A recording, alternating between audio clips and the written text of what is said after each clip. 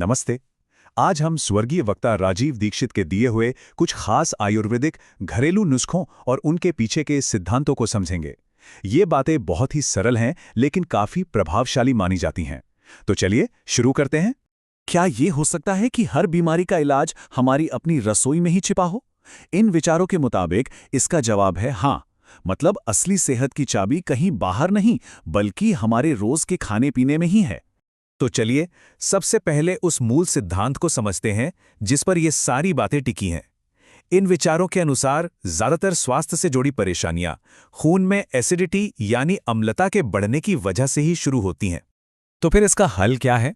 हल ये बताया गया है कि शरीर में क्षारीय यानी एल्कलाइन चीजों का इस्तेमाल बढ़ाया जाए।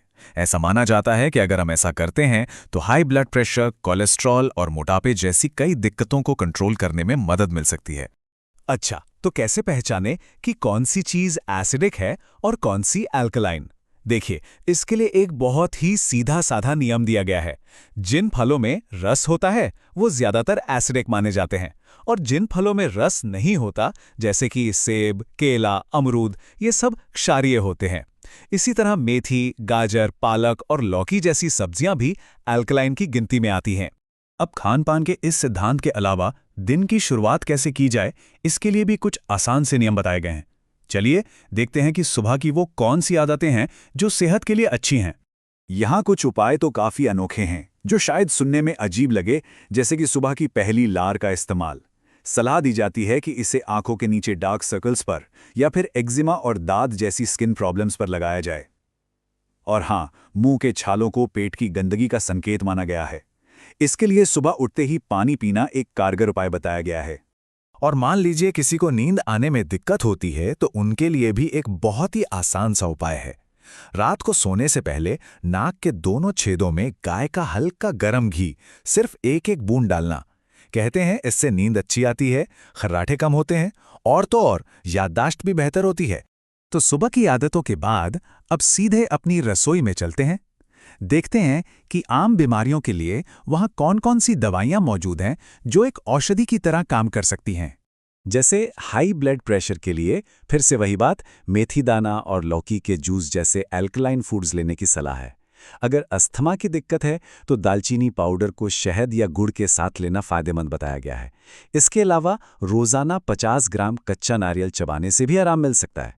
पेट में एसिडिटी बनती हो तो उसके लिए खाने के बाद थोड़ा सा भुना हुआ अजवाइन और काला नमक लेने को कहा गया है। और थायराइड की समस्या के लिए ताज़े हरे धनिए की चटनी बनाकर उसे गुनगुने पानी में मिलाकर पीने का एक उपाय बताया गया है। ठीक है, ये तो हो गई आम दिक्कतें। अब जरा उन बीमारियों पर आते हैं जो ज्यादा गंभीर और पुरानी मानी जाती हैं, जैसे गठिया और डायबिटीज। देखते हैं इनके लिए क्या सुझाव दिए गए हैं। गठिया यानी आर्थराइटिस को लेकर एक बहुत ही मजबूत राय दी गई है, जिसमें ऑपरेशन से बचने के लिए कहा गया है। स्रोत में तो सीधे सीधे ये कहा गया है, मैं आपसे विनती करता हूं, गठिया का ऑपरेशन कभी ना कराएं, आपकी हालत अभी से भी बदतर हो जाएगी। और इस बात को समझाने के लिए एक पूर्व प्रधानमंत्री का उदाहरण भी दिया जाता है। तो सवाल उठता है कि अगर ऑपरेशन नहीं तो फिर क्या? इसका जवाब एक 3 स्टेप वाले देसी इलाज में दिया गया है। पहला, चूने का सेवन करना, जिसे बहुत ज्यादा एल्कलाइन माना जाता है। दूसरा, मेथी दाना लेना।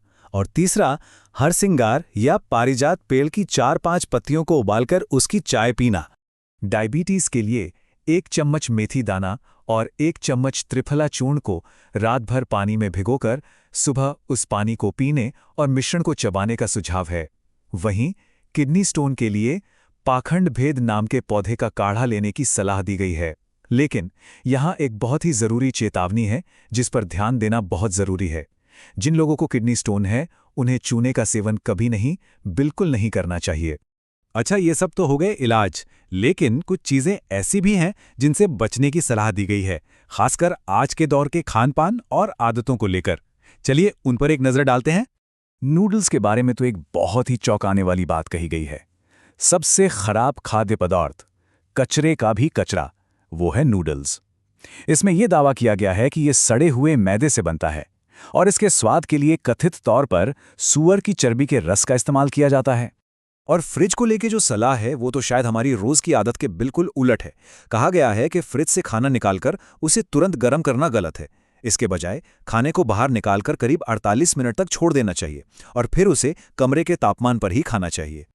और आखिर में एक छोटा सा लेकिन बहुत जरूरी बदलाव, वो है हमारे नमक में। समुद्री नमक की जगह सेंधा नमक या काले नमक का इस्तेमाल करने की सलाह है। माना जाता है कि ऐसा करने से ब्लड प्रेशर और गठिया जैसी समस्याओं में काफी राहत मिल सकती है। तो इन सब बातों के बाद एक सवाल मन में आता है कि हमारी सेहत, क्या वो सच में हमारे ही काबू में है? ये सवाल इस पूरी सोच का निचोड़ है और हमें इस पर विचार करने के लिए छोड़ देता है कि हम अपनी सेहत के लिए कौन से रास्ते चुनते हैं।